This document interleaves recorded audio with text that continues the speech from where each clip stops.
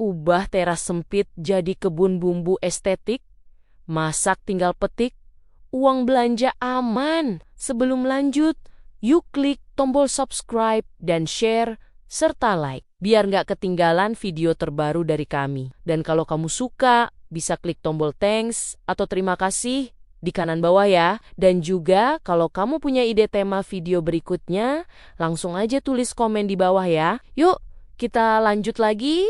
Aku mau ajak kamu duduk sebentar, tarik napas, dan bayangin kondisi rumah kita sehari-hari. Bangun pagi, buka pintu, lihat teras sempit, yang fungsinya seringkali cuma jadi tempat numpuk sandal, ember, galon, atau kardus bekas belanja online. Teras itu sebenarnya ada, tapi kayak nggak dianggap penting. Padahal tiap hari kita lewat situ, tiap hari kena matahari, kena angin, bahkan kadang kehujanan. Lalu masuk ke dapur, mulai rutinitas yang itu lagi, masak, buka kulkas, buka rak bumbu, dan muncul drama kecil yang sering banget kejadian. Cabai tinggal 1, bawang hampir habis, daun jeruk entah kemana. Akhirnya ngomel pelan-pelan, sambil mikir, nanti sore harus keluar lagi beli bumbu. Masalahnya bukan capek jalannya. Masalahnya adalah rasa capek di hati, karena kejadian ini tuh berulang.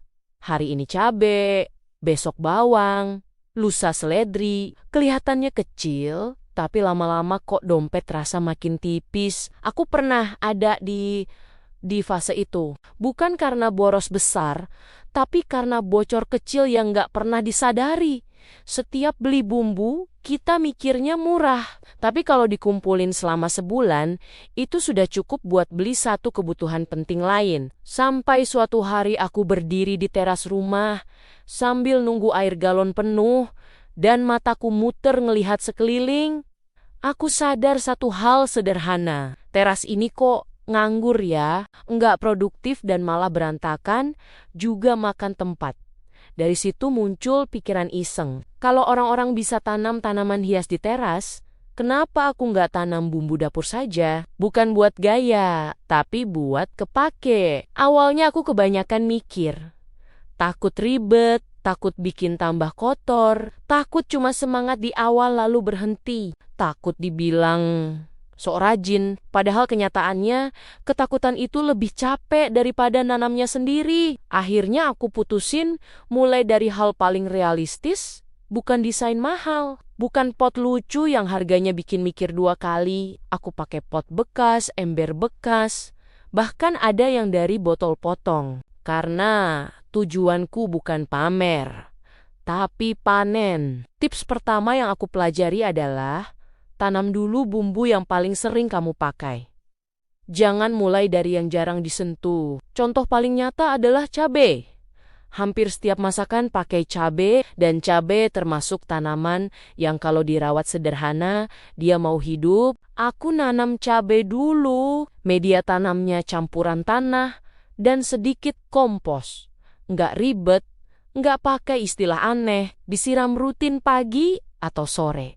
Dan itu sudah cukup. Beberapa minggu kemudian, cabainya mulai berbuah. Nggak langsung banyak, tapi cukup buat 1-2 kali masak. Dan momen pertama petik cabai sendiri itu rasanya lucu, kayak dapat hadiah dari rumah sendiri. Tips kedua adalah pilih tanaman yang bisa dipetik sedikit-sedikit. Ini penting, karena kalau panennya harus nunggu banyak, kita malah malas. Daun bawang, seledri, kemangi, dan daun jeruk itu contoh paling masuk akal. Kita nggak perlu cabut tanamannya, cukup petik daunnya, besok tumbuh lagi. Contoh nyatanya, daun bawang. Biasanya kita beli 1 ikat, dipakai sedikit, sisanya layu di kulkas. Dengan nanam sendiri, kita petik sesuai kebutuhan, nggak ada yang terbuang. Dan rasanya itu puas. Tips ketiga adalah jangan terlalu mikirin estetik di awal. Ini jebakan banyak orang. Karena kebanyakan lihat konten yang terasnya cantik, rapi, warnanya senada, padahal itu bonus. Fungsi dulu yang dikejar. Teras aku awalnya nggak cantik, potnya beda-beda. Susunannya seadanya, Tapi tiap kali masak dan tinggal petik, rasa senangnya nutupin semua kekurangan visual. Seiring waktu, tanpa sadar, teras itu berubah sendiri. Karena tanaman hidup itu otomatis bikin suasana beda. Hijau, segar, dan bikin betah tanpa beli dekorasi mahal. Tips keempat adalah bikin kebiasaan kecil, bukan target besar. Aku nggak pernah bilang, aku harus jadi ahli tanam. Aku cuma bilang ke diri sendiri, siram sebentar tiap hari, itu saja.